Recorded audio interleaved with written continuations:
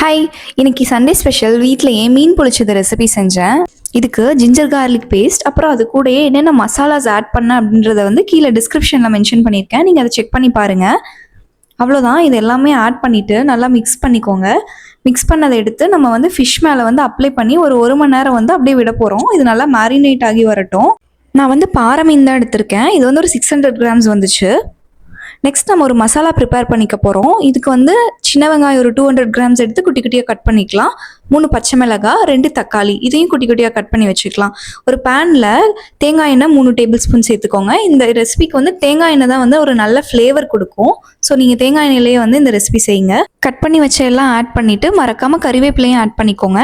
இது கூடயும் நான் என்னென்ன மசாலாஸ் ஆட் பண்ணேன் அப்படின்றத வந்து கீழே டிஸ்கிரிப்ஷனில் கொடுத்துருக்கேன். நீங்கள் செக் பண்ணி பாருங்கள். இது நம்ம மசாலா நல்லா வதங்கி வந்ததும் நம்ம ஒரு கப் வந்து தேங்காய் பால் சேர்த்துக்க போகிறோம். இந்த ரெசிபிக்கு வந்து தேங்காய் பாலும் ஒரு நல்ல ஃப்ளேவர் கொடுக்கும்.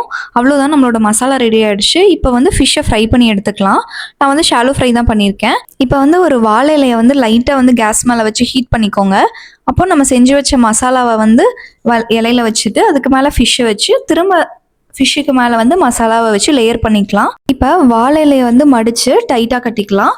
நெக்ஸ்ட்டு திரும்ப பேனில் வந்துட்டு கொஞ்சம் ஆயில் ஊற்றிக்கலாம். இதுவுமே வந்து நீங்கள் கோகோனட் ஆயிலை யூஸ் பண்ணிக்கோங்க. ஒவ்வொரு சைடு வந்து 7 மினிட்ஸ் வந்து வேக விடுங்க. அவ்வளோதான், நம்மளோட மீன் பொழிச்சது ரெசிபி வந்து ரெடி ஆயிடுச்சு. நார்மல் ஃபிஷ் ஃப்ரையை கம்பேர் பண்ணும்போது இது இன்னுமே நல்லா ஃப்ளேவர்ஃபுல்லாக இருந்த மாதிரி எனக்கு ஃபீல் ஆச்சு. இந்த ரெசிபியை நீங்கள் கண்டிப்பாக வீட்டில் ட்ரை பண்ணி பார்த்துட்டு கமெண்ட் செக்ஷனில் எப்படி இருந்துச்சுன்னு சொல்லுங்கள். இந்த மாதிரி இன்னும் ரெசிபிஸ் பார்க்க என் சேனலை வந்து சப்ஸ்கிரைப் பண்ணிக்கோங்க. Signing off. அடுத்து இதே மாதிரி ஒரு இன்ட்ரெஸ்டிங் ரெசிபியோட பார்ப்போம். பை.